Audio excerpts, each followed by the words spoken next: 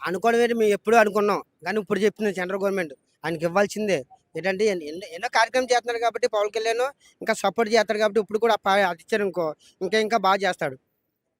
Okay. ఇప్పుడేంటంటే ఆయన మీద తమిళనాడులో ఇంతకుముందు కేసులున్నాయి పవన్ కళ్యాణ్ గారికి. మరి ఇప్పుడు అక్కడ పబ్లిక్ పవన్ కళ్యాణ్ గారిని గెలిపించారు. కేసులు చిన్న చిన్న కేసులండి. ఎవరెవరో పెడతారు కేసులు. ఆయన మంచోడు కాబట్టి. ఇప్పుడు అలాగంటే ఇప్పుడు నేనున్నాను. నా మీద కేసులు పెడతారు. ఈ కేసులు ఏం కేసులన్నా తెలీదు కదా! చెడ్డయ్యో, మంచియో అన్నా తెలీదు కదా! ఎవరికీ తెలీదు. కానీ ఆయనకి పార్టీ ఇవ్వడం మాత్రం చాలా మంచిదని. ఓకే. ఇంకోటేంటంటే వైసీపీ నాయకులు ఏమంటున్నారంటే ఒక స్టేట్ మీద నాలెడ్జ్ లేని డిప్యూటీ సీఎంని చేసి తప్పు చేశారు బాబు గారు. అట్లాంటిది సెంట్రల్ గవర్నమెంట్ ఆయనకి ఇన్ఛార్జ్ ఇచ్చి ఇంకో తప్పు చేయొద్దు అని వైసీపీ వాళ్ళు అంటున్నారు. దానికి అన్నవాడు ఎవడో చెప్పమని నా ముందు రమ్మను.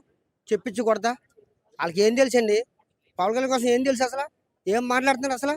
ఆడు అన్నం తింటున్నాడా? గడ్డి తింటున్నాడా? నా దగ్గర వచ్చి మాట్లాడమని చెప్తా. ఎన్ని పనులు చేస్తున్నాడు? ఎన్ని కార్యక్రమాలు చేస్తున్నాడు?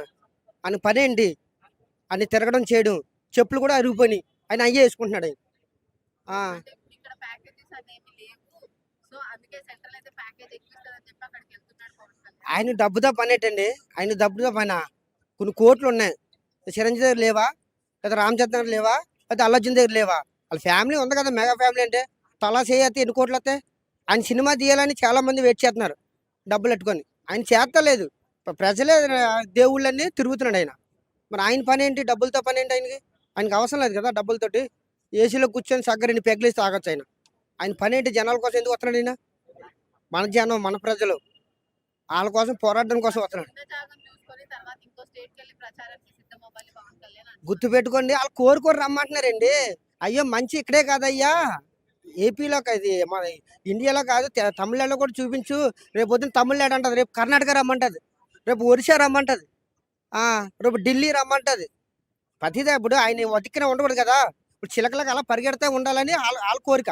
వాళ్ళు ఆశపడుతున్నారు తమిళనాడు వాళ్ళు రమ్మని. దానికి తప్పే ఉంది? అక్కడ కూడా చేయండి అయ్యా అంటున్నారు.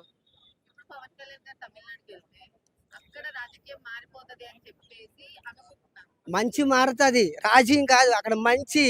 ఆ పవన్ కళ్యాణ్ వచ్చే కాడే మంచి ఉంది అక్కడ. రాజకీయం మారడం కాదు, అక్కడ మంచి కావాలని కోరుకుంటున్నారు జనాలు. ఇప్పుడు భాష రాదు, ఏమి రాదు తమిళనాడు వాళ్ళకి. అయినా పవన్ కళ్యాణ్ ఎందుకు రమ్మంటున్నారు? ఎందుకు రమ్మన్నారు అంటే మంచి కోరుకుంటున్నారు కాబట్టి, మంచి కోసం కాబట్టి రమ్మంటున్నారు వాళ్ళు. లేకపోతే పని లేకుండా రమ్మలేదు కదా. అలా బొచ్చిన మంది హీరోలు ఉన్నారు, చాలా మంది హీరోలు ఉన్నారు. ఎందుకు పవన్ కళ్యాణ్ అడిగారంటే ఆయన మంచి పనులు చేస్తున్నాడు కాబట్టి, మంచి కార్యక్రమం చేస్తున్నాడు కాబట్టి, జనం కోసం రమ్మంటున్నారు కాబట్టి. చిన్న పిల్లడు కూడా రమ్మంటున్నారు పవన్ కళ్యాణ్. అది మీరు